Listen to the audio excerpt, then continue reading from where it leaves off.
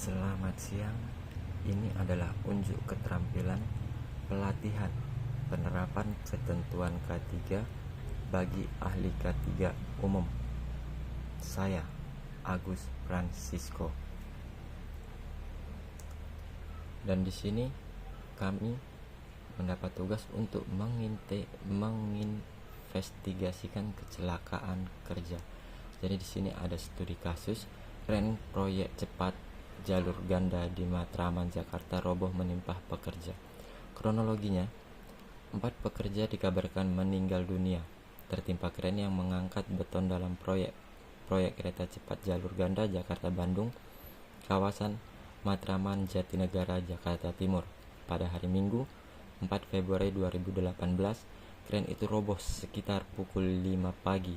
Kejadian berawal saat proses pengangkatan beton diduga karena posisi tidak sesuai, kren roboh dan menimpa para pekerja yang tengah membangun jalur ganda kereta cepat tersebut. Apa yang mengakibatkannya? Yaitu yang pertama, akibat kecelakaan kerja. Yang ada 3 faktor kecelakaan yang kami investigasikan. Yang pertama dari manusia, lingkungan, dan peralatan. Yang pertama akan kita bahas yaitu tentang dari faktor manusia. Jadi penyebab dari kecelakaan tersebut dari faktor manusianya yaitu kesalahan operator, tidak melakukan perawatan kren atau peralatan lain yang terlibat dalam operasi kren mengakibatkan kegagalan peralatan saat digunakan dan mengakibatkan kualitas kren menurun sehingga rusak saat akan digunakan. Yang kedua, kelalaian prosedur kerja, kurangnya pemahaman atau kepatuhan berat beban yang aman, jarak aman, dan penggunaan peralatan pelindung diri yang dapat menyebabkan membahayakan keselamatan pekerja yang mengakibatkan korban jiwa. Lalu yang seterusnya, kurangnya komunikasi operator kren, pengawas, dan pekerja di lokasi konstruksi dapat mengakibatkan kebingungan dan kesalahan yang berpotensi berbahaya, yang mengakibatkan kesalahan yang fatal, yang mengakibatkan kerugian waktu, finansial, serta tenaga. Yang kedua dari faktor lingkungan, disebabkan karena kondisi tanah. Landasan kren tidak seimbang atau miring menyebabkan kren jatuh menimpa pekerja yang ada di bawah. Akibatnya struktur unit kren rusak akibat jatuh dari ketinggian. Yang kedua, ada cuaca buruk. Adanya angin kencang yang dapat mempengaruhi kemampuan operator untuk mengoperasikan dengan aman, yaitu efek yang didapat juga yaitu struktur unit kren rusak akibat jatuh dari ketinggian. Lalu selanjutnya, ruang kerja terbatas. Kren beroperasi pada area yang sempit sehingga mengakibatkan para pekerja menjadi korban sebab tidak adanya daerah aman. Adanya korban jiwa akibat kren yang terjatuh.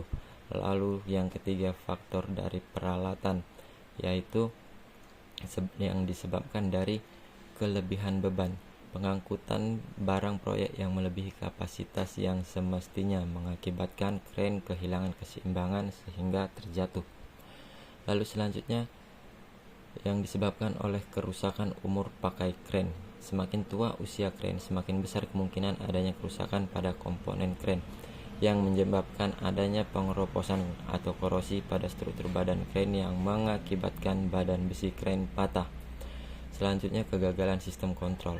Sistem kontrol pada kren dapat menyebabkan operator kehilangan kendali dan mengarah pada kecelakaan.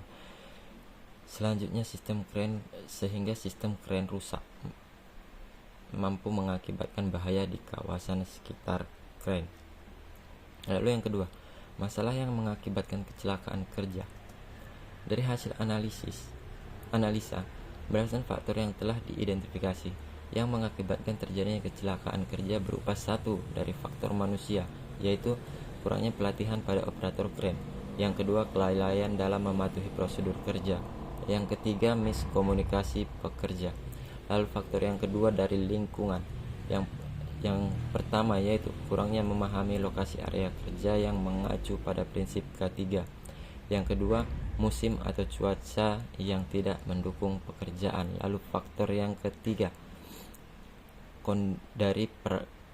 faktor peralatan, yaitu kondisi kren yang kurang baik, perangkat keamanan kren yang tidak berfungsi. Bagaimana teknik analisa pelanggaran terkait UU nomor 1 tahun 1970? Analisis kecelakaan. Dalam analisis kecelakaan ini berdasarkan Undang-Undang nomor 1 tahun 1970 tentang keselamatan kerja, kita perlu mempertimbangkan beberapa aspek kunci. Yang pertama, pasal 8 kewajiban pekerja. Yang kedua, pasal 9 kewajiban pengusaha.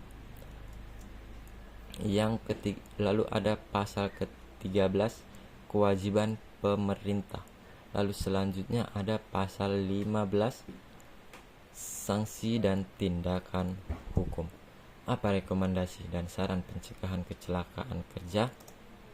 Rekomendasi dan saran pencegahan yaitu yang pertama, meningkatkan pelatihan dan pemantauan pekerja yang bekerja dengan kren agar mereka dapat mengenali resiko dan tindakan yang harus diambil dalam situasi darurat. Yang kedua, memastikan bahwa kontraktor atau pengusaha proyek mematuhi prosedur keselamatan kerja yang ketat, termasuk pemeriksaan dan pemeliharaan peralatan konstruksi, khususnya krain.